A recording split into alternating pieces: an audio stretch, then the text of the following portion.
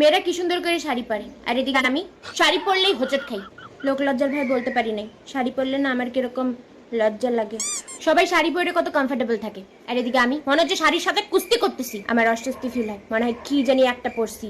রীতিমতো যুদ্ধ করে শাড়ি পরতে হয়, প্লিট ঠিক করে নিতে পারি না, আঁচল ঠিক হয় না। আর এদিকে আমার থেকে বাচ্চা বাচ্চা মেয়েরা কি সুন্দর শাড়ি পরে স্টাইল মেরে ঘুরতেছে, আর এদিকে আমি বুইরা ধেরি শাড়ি পরতে পারি না। তুমি বিশ্বাস করবে না, সিঁড়ি দিয়ে ওঠার সময় আমি শাড়িটাকে লুঙ্গির মতন ধরে উপরে উঠি। খালি মনে হয় যদি রাস্তায় খুলে যায়, খালি মনে হয় যদি কুচি খুলে যায়। আমার তো কুচি ধরার লোকও নেই। শাড়ি পরে হাঁটতে গেলে শাড়ি আমার পায়ের মধ্যে পেঁচায় যায়, তাই সব অকেশনে সব বান্ধবীরা আমার শাড়ি পরে যায় আর আমি চুড়িদার পরে যাই। ভাই শাড়ি পরে রীতিমতন আমি টায়ার্ড হয়ে যাই। কোনটা সামনের দিক, কোনটা পিছনের দিক, কোনটা আবার কি ফলস পিকো, আমি এত কিছু জানি না। পূজার সময় প্রত্যেকবার আমি ভাবি যে আমি শাড়ি পরবো, তারপরে আমার মনে পড়ে ও আমি তো শাড়ি পরতেই পারি না। শাড়ি পরায় দেওয়ার জন্য আমার আবার সাইডটা আলাদা লোক লাগে। শাড়ি পরে কোথাও যাওয়ার পর সারাক্ষণ আমার এটাই মনে হয় যে কতক্ষণে বাড়ি থেকে শাড়িটা খুলবো।